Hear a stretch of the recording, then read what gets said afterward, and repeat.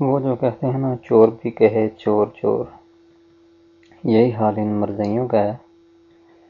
ان جاہل اور گندی ترین جماعت سے میں یہ سوال کرتا ہوں کہ تمہارے پاس سچ ہے کہاں پر؟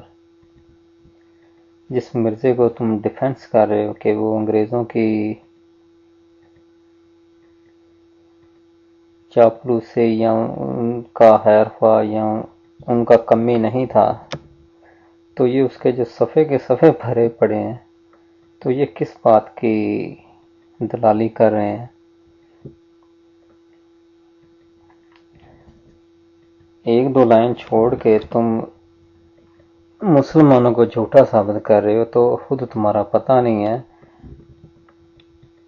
اب مرزے کا بھی حال دیکھ لیں، جہاں وہ انگریزوں کا خیر ہوا ہے وہاں پہ انہی کو دجال بھی کہہ رہا ہے۔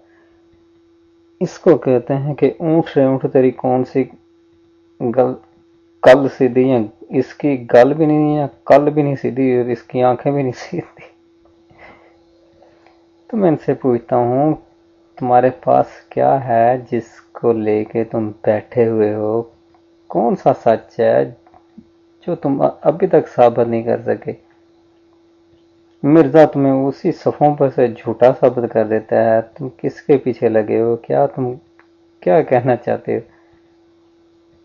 اتنے بلند و بانگ دعوے کرتے ہو، ہے تمہارے پاس کچھ بھی نہیں ہے۔